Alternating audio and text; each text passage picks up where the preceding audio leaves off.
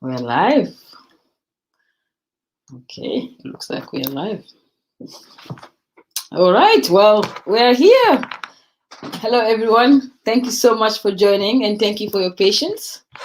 Thank you. I can see you're all coming in. Thank you so much. Right. Okay. Well, thank you, everyone. We are live.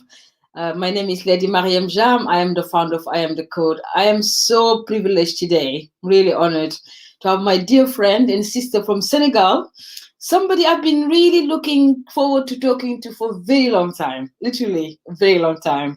And I just discovered a couple of weeks ago that I will be talking to her. And I'll let her introduce herself and tell you who she is, what she does.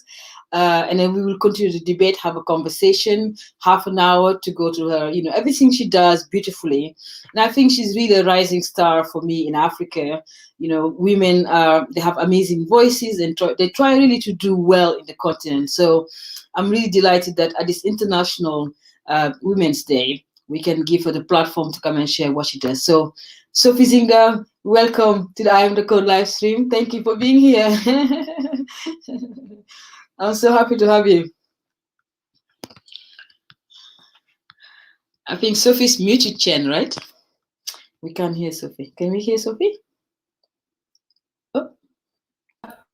Can you hear me? Oh, yeah. Yes, I can hear you now. Wonderful. So I'd like to just say thank you, Lady Mariam, for having me and inviting me on this beautiful platform on I Am the Code. It's an honor to be here with you all and share my story with you and conversate with you. So I'd like to thank you and I Am Code team.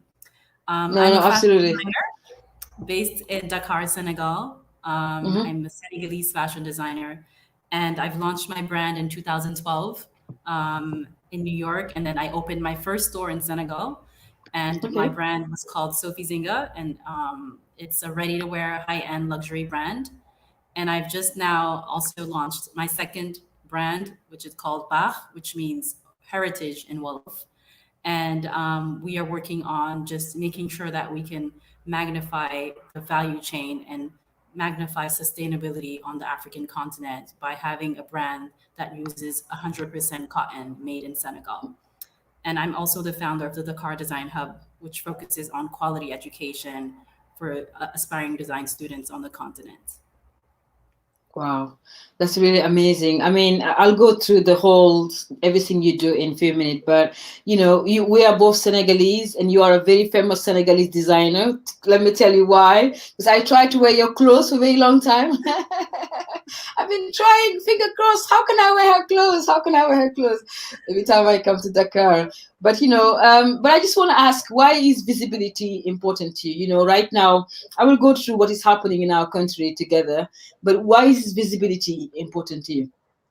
I think visibility is paramount for any woman, any girl who's navigating in 2021. And because this is what gives you a voice. And for you to be heard internationally, locally, nationally, you need a voice. You need people to hear you, you need people to see you.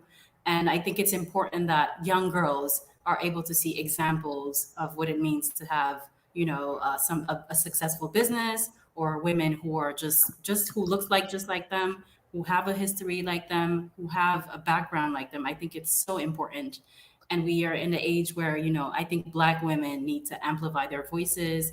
Women of color need their voices amplified.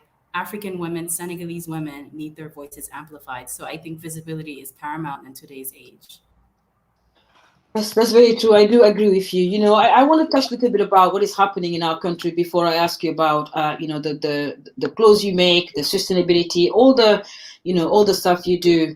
How are you feeling? You've been very tired today. You've been outside and doing some march. How is our country? I miss Senegal, and I wish I was there with you. How are you doing?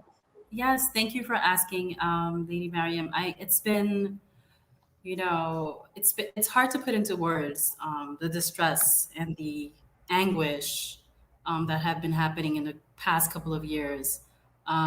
We are in the midst of chaos here in the country, and instability for the first time, because Senegal is known for its stability, its democracy. It's the country of Teranga. And today we're seeing that, unfortunately, the government is stripping those basic ideals from us. And so many people have decided to go out and march and stand up against violence and against oppression and to fight for our democracy.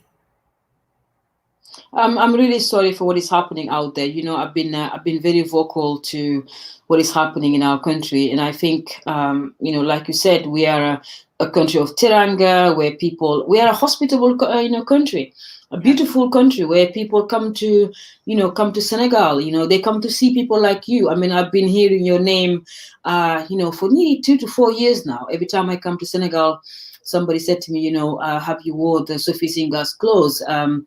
So it really hurt me what is happening out there.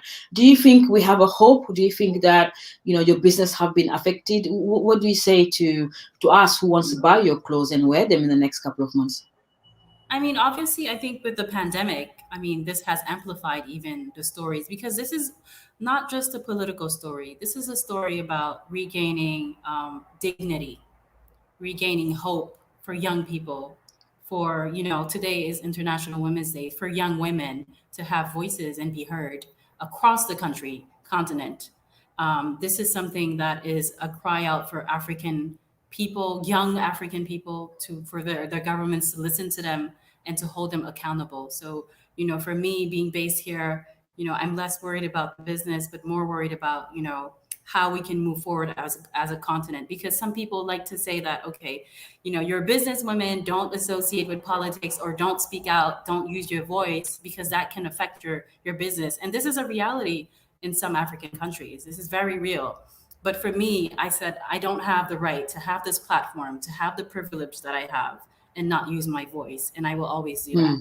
And so for No, me, it was important to be next to the people today, be in the marches. 8 people have been killed. And so it's a lot, 8 people. very serious, um, time for us. So, yeah.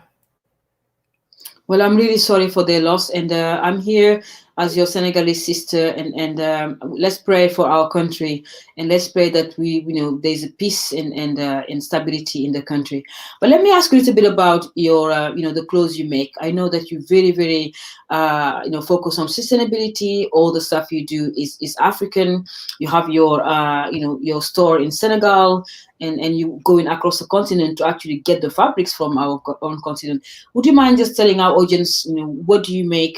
How is where do you collect, source your fabrics, and why do you think giving women visibility matters through the clothes you make? Sure. Thank you for asking. So I created my baby brand, Bach, which I launched in 2019.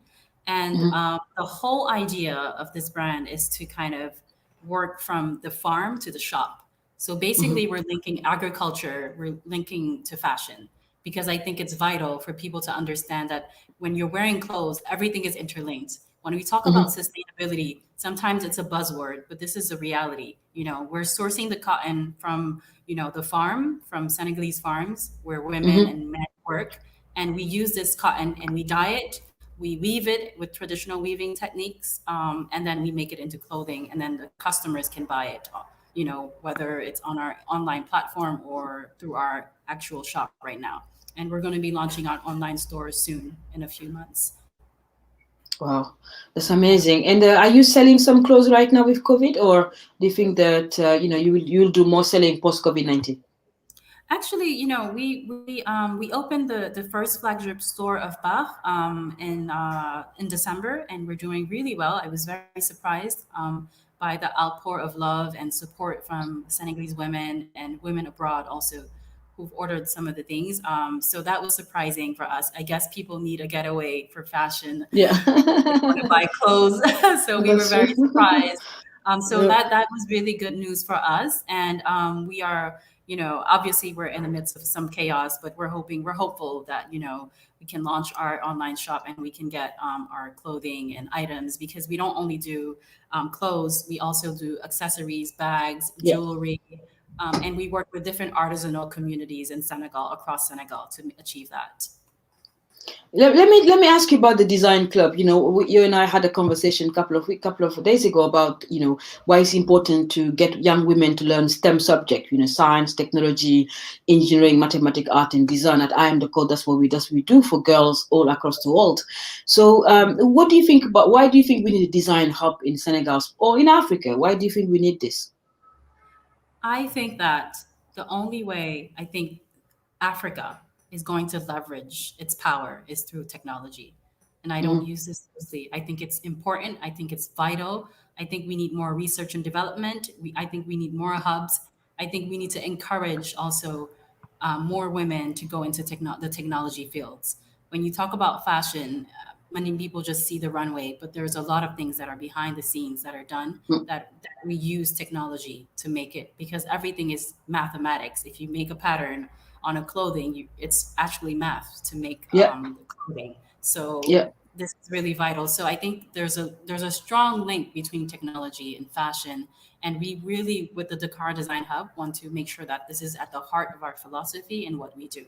So yeah, we really want to give an opportunity to young people to create, software, not just use software from all around the world, but also to create and drive that creativity also. No, no, absolutely, absolutely. It's so important. At I am the code today, we sign a partnership with Mastercard, where we will go and start mentoring young girls, all across the world, including in Kakuma Refugee Camp in Kenya, where we work. I really hope that you can come and meet the girls and teach them how to do fashion. They love design. Last year when we went to Kakuma for International Women's Day, we taught them about the patterns, like they call the mandala patterns, and they were Yes. learning about. It's really beautiful. They now made their own scarf. A friend of us actually joined us to teach them how to do that, and it's really beautiful and it's really captivating them the whole day. It was like, oh, I made my scarf. So it's really beautiful. I really hope you can go and meet the girls. I would love that. I would absolutely love that. And I think that, even within the fashion industry, there are so many jobs that people don't know about within the tech Mm, industry, with social media, with digital illustration. There's so many things that they can learn, on the ground that don't take that long for them to learn, yeah. because I feel like this generation, they're so quick to like just learn things and just Mm, and just use it as skills that they can use every day to make an income. Because for me, I think one of the things that I really want to make sure within the design hub is for people to actually have jobs, have access to yeah. jobs and quality Yeah. jobs. Yeah. In Senegal is very difficult for young people to have jobs with all the situation we have right now. But before that, you're absolutely right. But I heard also you did your studies at Parsons University. Yes, I was very privileged to study at Parsons. I actually was studying economics when I was younger. Hmm. Well, in the middle of studying economics, I said I always had a passion for fashion. So I said, let me It's apply very to linked Parsons. though, economics and fashion. It is It's linked, very but true. I mean, back then people just, I mean, because back 10 years ago, people just didn't really take, I mean, especially in Senegal, I would have to say, they Mhm. didn't really take fashion design that seriously. They just thought that it was, anybody could just get up and do it. And you didn't really need like a formal education. So it was a bit hard in the Mhm. beginning, but yeah, I was very adamant on applying to top design school. And so, because I knew that that would give me the foundation that I needed to do what I wanted to do. It's really amazing. I mean, I was just going to ask you the other question. Like, for example, I know that you dress so many, African women, not just in Senegal, but also, so many African women of our generation. Why do you think dressing African women with your fabric, how does it make you feel when you see a woman, gaining visibility, being beautiful, and wearing your name? How does it make you feel? I mean, I think that's what drives me. That's what drives me every day. The fact that I can dress African women with their body types, their shapes, and make them feel powerful. As you, I mean, I've dressed a lot of power women, and a lot of them have become my friends in confidence. They come into the store, we have conversations. Sometimes we're abroad, and we can still exchange within WhatsApp, and they send me pictures. I'm not a poster on Instagram. I don't post much. Some people always like, you're so bad with posting, but I always appreciate, that. I always appreciate it. I saw the clothes; they are beautiful. They're Thank beautiful. you. They're really great. And then I also learn you do some weaving. Like you have these machines where you have like what is that? Can you explain to us what is that? Sure. So Senegal has a strong traditional weaving background and history. So Hmm. traditional weaving exists in different parts of Africa, but in Yeah. Senegal in particular, we have the Njago, who are an ethnic group who specialize in this. So everything is done by hand. So for me, when I was creating Bach, the brand, I really wanted to make sure that they had this the influence of the weaving techniques. So I put together a group of 4 weavers, and I told them that we're going to be doing some research and looking at how we can make the fabric a little lighter. So it took about 6 months for us to have the first really fabric that we were going Yeah. to use, because I wanted to make sure that it was almost near linen. So yeah, it's Hmm. it's it's been just a tremendous journey, and it's been a privilege to be able to have to say that I'm making my own fabric. I think that's, for me, that's really some of the things, the achievements that I really hold dearly to my heart. It's amazing. Can I tell you a story? One day I was in Dakar, and Tell me. I was so I took the car and saw Sophie Zinga, and I said like Yes. that store. I want to go there.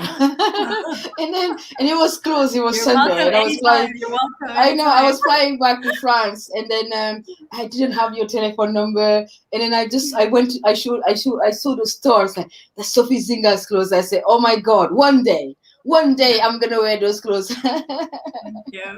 I was so like I was I really wanted to wear African clothes, and I No, met our common friend Lerato. She said to me, yeah, she's great, Sophie. She's really great. Yeah. I I mean, saw your BBC interview. Yeah. it's been such an exhilarating experience. And yes, Lerato has been amazing with her Mm. beautiful interview she did with BBC. And I think one of the highlights with the Sophie Zinger brand, was also dressing Lupita Nyong'o, who was an Academy winner. So I think there's just Mm. so many different things that I would just love to do, and just it would. I mean, women like yourself who are doing amazing things on the continent and above and internationally.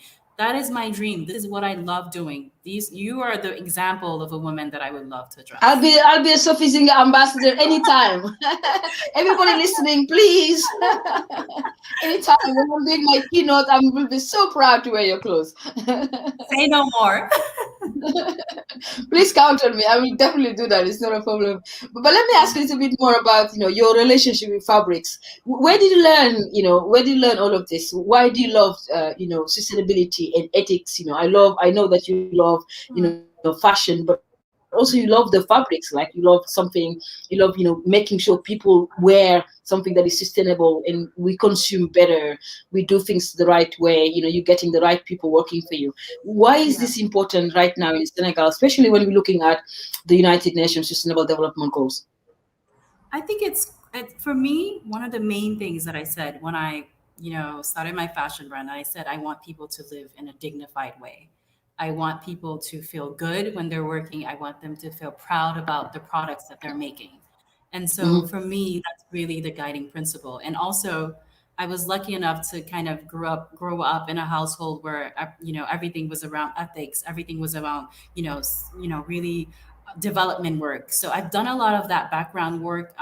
Very young, my parents took me to villages. I visited villages. I went across African cities also. So I always had that fiber. I guess it's part of my DNA. And Yeah. so working on this was just like a no-brainer. Just having that Mm. sustainability thread was something that I really wanted to make sure that I had. And also, I feel like Senegalese women love fabrics. Like, it's part of the culture here. People gift fabrics to you, and so forth. You take it to your tailor, and so and forth. So I feel like it's very cultural as well.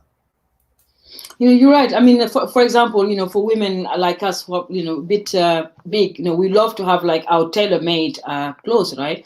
It's really beautiful because that gives us confidence as well. We don't need to go in to Primark places where, sometimes we go to the shops and say, oh my God, what am I gonna get a trousers? So I say like it's really difficult. But let Exactly. me ask you, how do you keep healthy? I know that you're very busy right now. Your voice is so important in Senegal right now with all this is happening.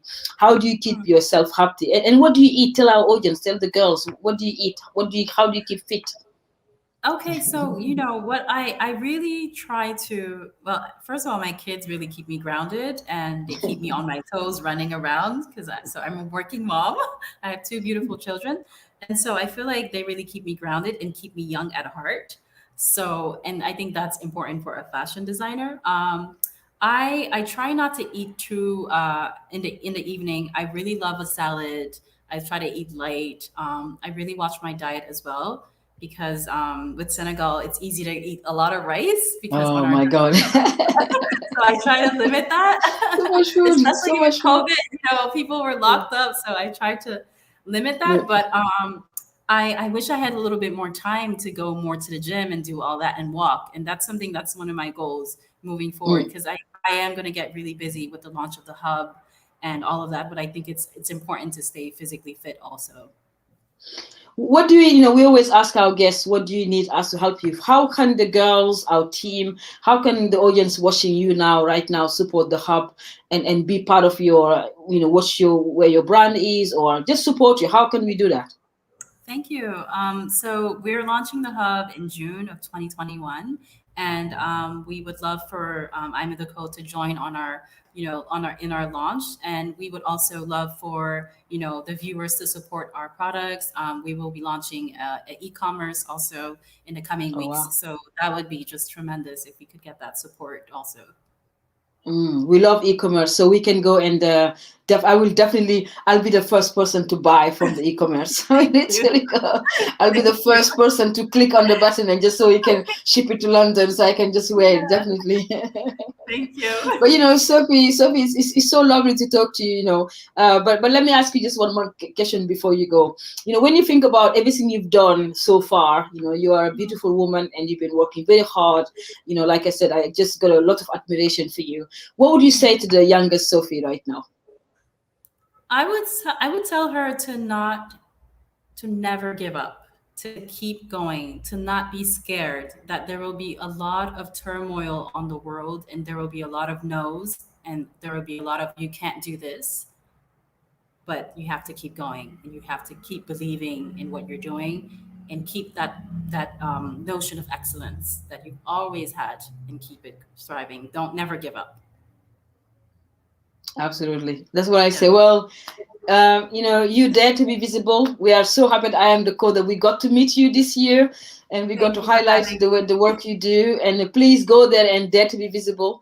And then please, if you're watching Sophie Zinga, she's a fashion designer from Senegal, one of the top fashion designers in Senegal, which I love. Like I said, I have never wore her clothes, but it's my dream to actually wear it one day. And then I'm sure if you see me wearing it, I'll put it all over Instagram. So please support her. She's one of the women we've been highlighting this year. Sophie Zinga, Senegalese fashion designers. Please check her on Instagram, on Facebook. She's all over the Yeah. place. Thank you, Sophie Zinga, for coming on the I Am the Code live stream. We love you and keep going. Don't give up. Dare to be visible.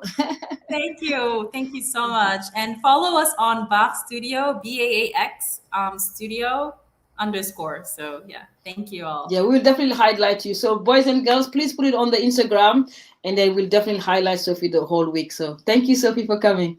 Take Thank care. you for having me. I Thank you. appreciate Bye it. bye. We love Bye you. bye. Bye bye. Bye Thank bye you bye. so much. Bye bye.